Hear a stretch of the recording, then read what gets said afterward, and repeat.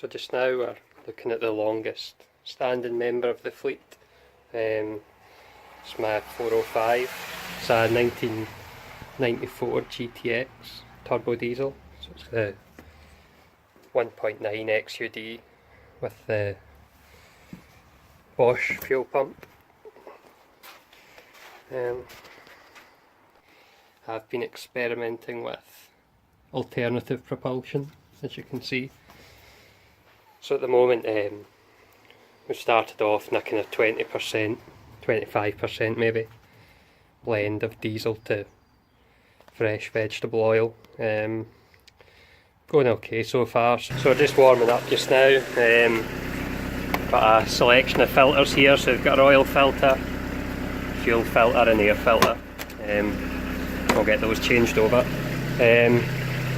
When you start running on veg, it seems to have a habit of dredging up kind of crud from the fuel tank and the fuel lines.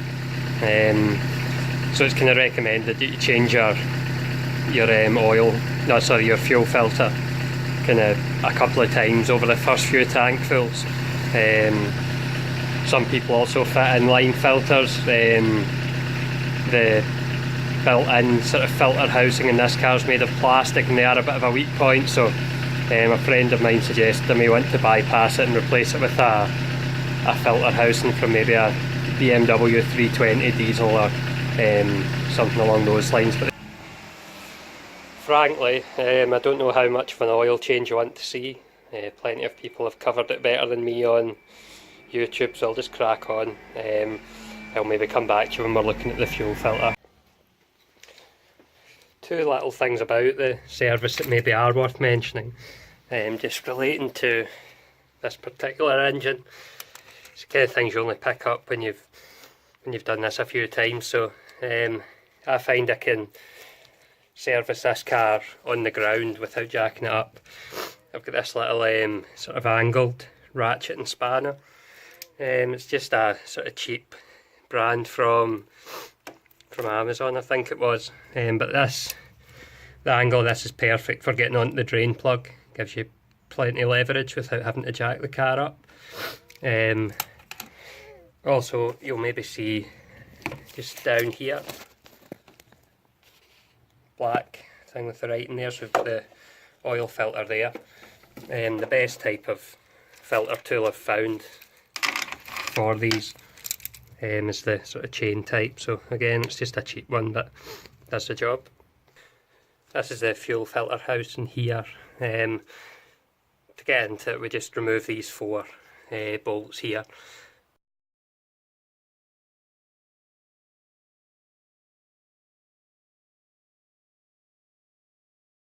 Here's our new, slightly higher quality fuel filter by the looks of it.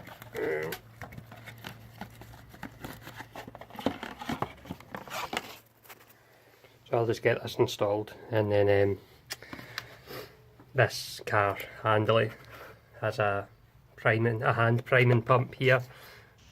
So despite my best efforts, I've managed to drop the oil filter and make a complete mess. With that said, I would always say this kind of maintenance is definitely worth doing yourself, even for a complete novice mechanic. There's guides online for just about every model of car you can think of, and your all the sort of parts you need, your filters, your oil, that sort of thing, can all be had really cheaply online. You can save yourself a lot of money compared to putting it in a garage. An unusual feature of this car, it has what's kind of called a digital dipstick. So I'll show you. When you first turn the car's ignition on, this needle gives you a reading of the fuel level. It's no replacement for checking it yourself. I tend to buy my oil online, buy it in bulk, so the biggest things you'll find in your sort of motor factors generally are sort of 5 litres bottles. I get this 20 litres, so it's 10W40 semi-synthetic, so I believe that's the right oil for this car. And I get 20 litres of that for £27.99, so that'll do 4 4 changes in this car. So here are the glow plugs that we're going to be looking at next weekend.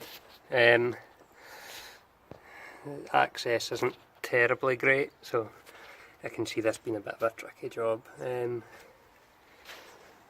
Luckily a friend of mine, Neil, who I'll put a link to his blog in the description, but he's wrote a little how-to article. He done it on his 306 with the same engine, so I'll use that for reference. I'll also put a link in the description to my other friend Iain, his YouTube channel. It was really his videos that kind of gave me the idea to film some videos for YouTube. And then there's also Mr. HubNut, obviously, who's the main YouTuber in the shitey old car circle. So I'll put a link as well to his videos, although he's probably already well known. Just before I put the car away, we'll have a quick look round. So as I mentioned, it's a 1994 Peugeot 405. It's a GTX turbo diesel on the M plate, as you can see. So this has been well maintained, certainly by its previous owner. He had it for over 20 years, in which time it kind of transferred between him and his wife and his dad, but it was always in the same family, with him kind of in charge of its maintenance. So when it came up for sale, it was down in England, but been looking for a nice one for a while. My dad had one of these when I was young. It was an M-Reg as well, but it was always my favourite car that I'd owned when I was young. So when a good one came up, I was happy enough to travel to get it. So it's in good condition. The paint's still very red. There's none of the usual lacquer peel or paint fading you get with red cars of this age.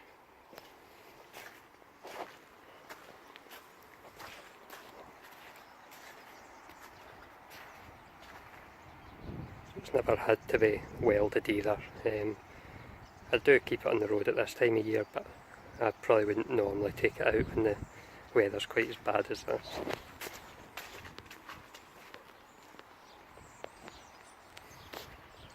The auto shite sticker, of course.